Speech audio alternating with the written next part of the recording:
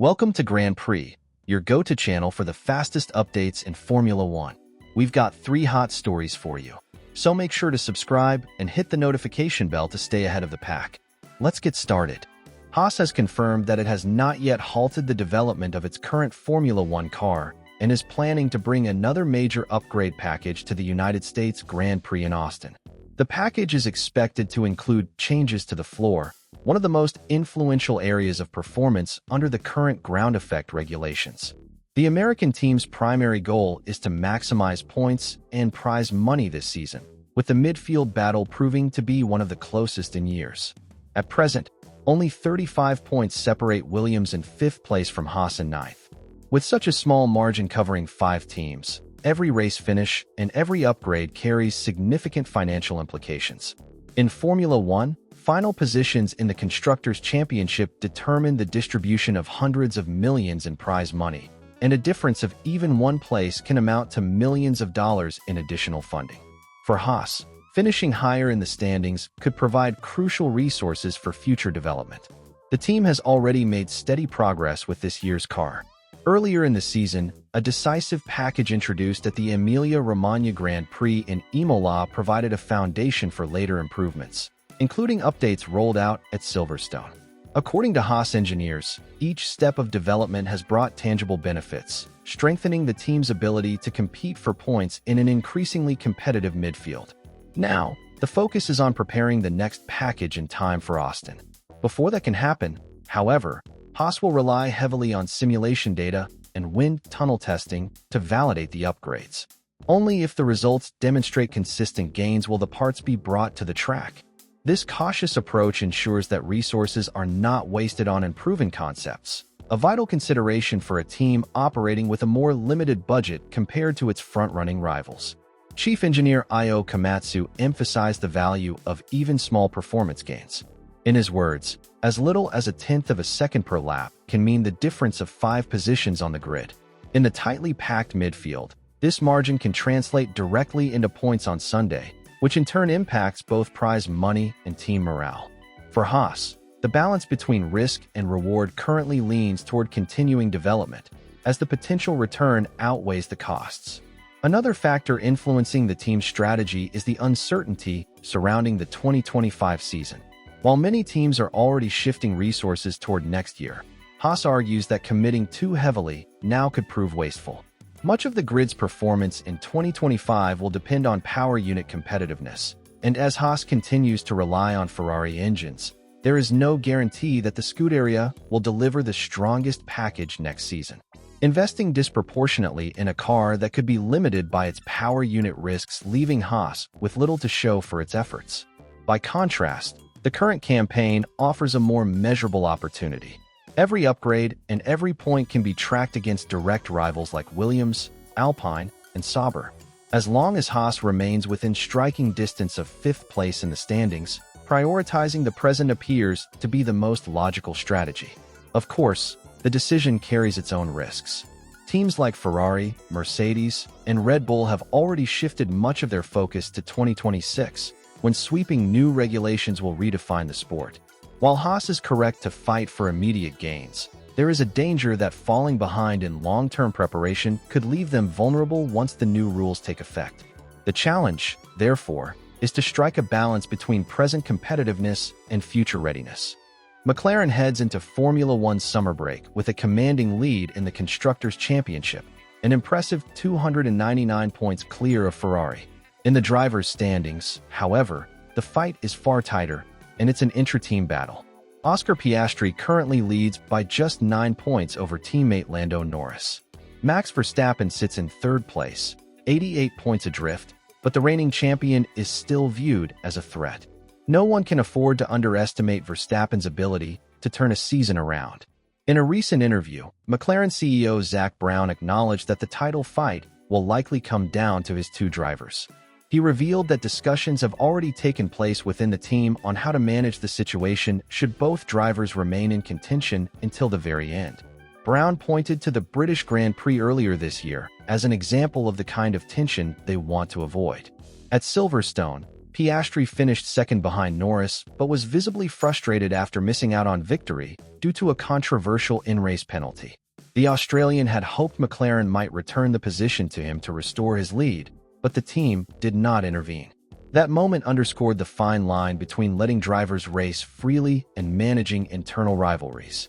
According to Brown, McLaren will stick to its policy of not favoring either driver, even with the championship margin so close.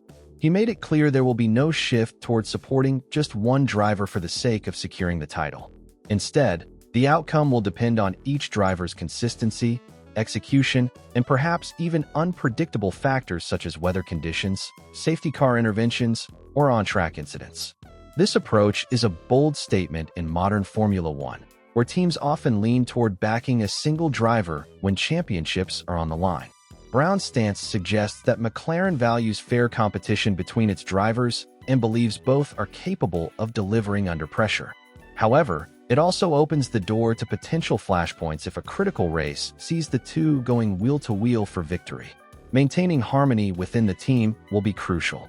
The constructors' title may already be within reach, but a collision or costly mistake between Piastri and Norris could shift momentum in the drivers' championship and invite rivals like Verstappen back into play. As Brown noted, the challenge is to allow competition without letting it become destructive. For now, McLaren's plan is to let the fight unfold naturally, trusting that both drivers can manage the pressure and race respectfully.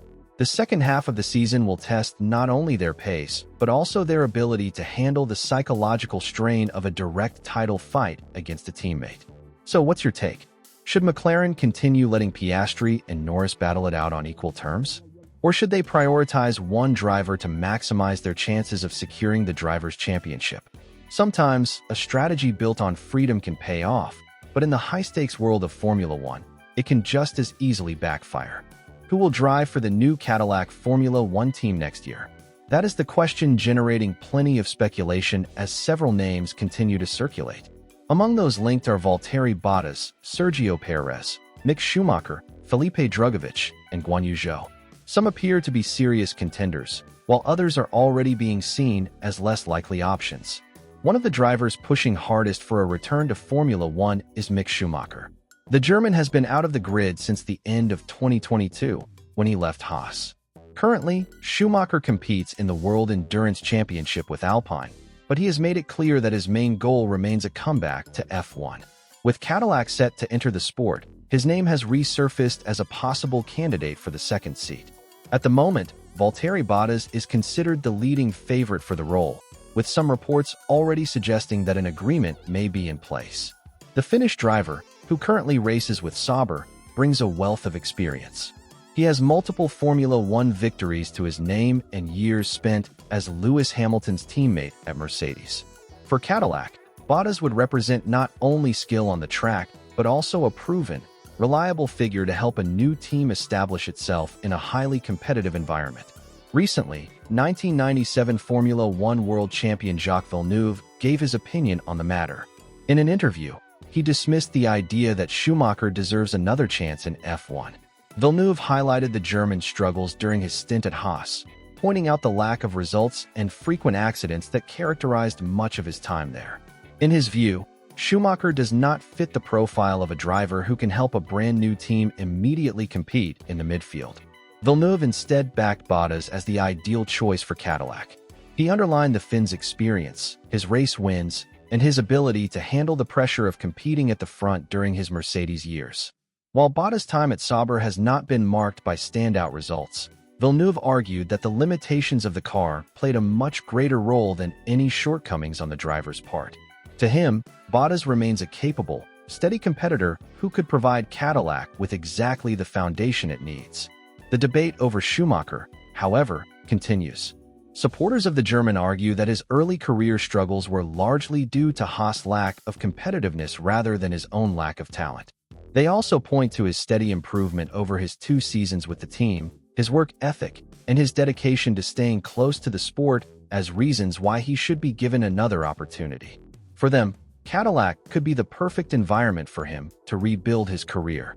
For Cadillac, the choice will be critical.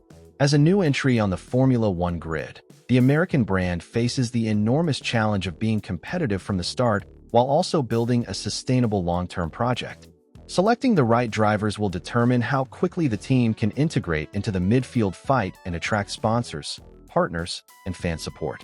A combination of Botta's experience and a younger talent could be the balance they are seeking. What remains clear is that Cadillac is carefully weighing its options. With the sport's next regulatory era beginning in 2026, the driver lineup they choose for their debut season could define the team's trajectory for years to come. Bottas may be the safe, reliable choice, but whether the team also takes a risk on someone like Schumacher could reveal just how bold Cadillac intends to be as it steps into Formula One.